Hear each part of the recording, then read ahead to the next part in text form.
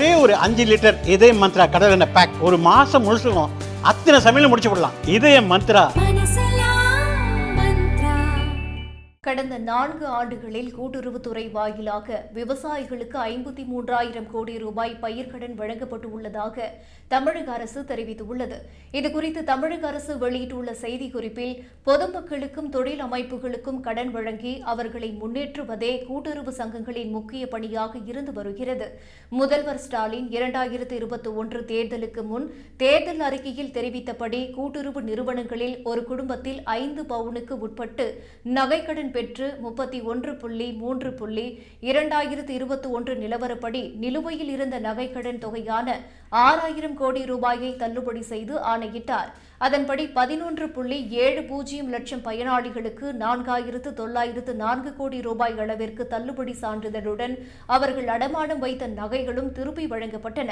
கூட்டுறவு நிறுவனங்கள் மூலம் வழங்கப்பட்ட மகளிர் சுய உதவி குழு கடன்களில் 31.3 2021 அன்று நிலுவையில் இருந்த கடன் தொகையான 2,118.80 கோடி ரூபாயை தள்ளுபடி செய்ததால் 1,01,963 மகளிர் சுய உதவி குழுக்களை சார்ந்த 10,56,816 மகளிர் பயன்பெற்றுள்ளனர்.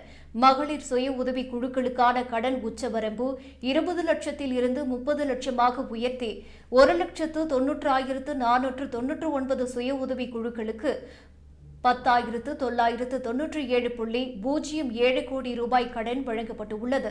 பயிர்க்கடன்களை உரிய கெடு தேதிக்குள் திருப்பி செலுத்தும் விவசாயிகளுக்கு வட்டியில்லா பயிர்க்கடன்களாக 66,24,955 விவசாயிகளுக்கு 53,340.60 கோடி ரூபாய் வழங்கப்பட்டுள்ளது. முதல்வர் ஸ்டாலின் 2021-22 ஆண்டு முதல் கால்நடை வளர்ப்பு மற்றும் அவை சார்ந்த இதர பணிகளுக்கு பராமரிப்பு கடன் வழங்கும் திட்டத்தை அறிமுகப்படுத்தினார்.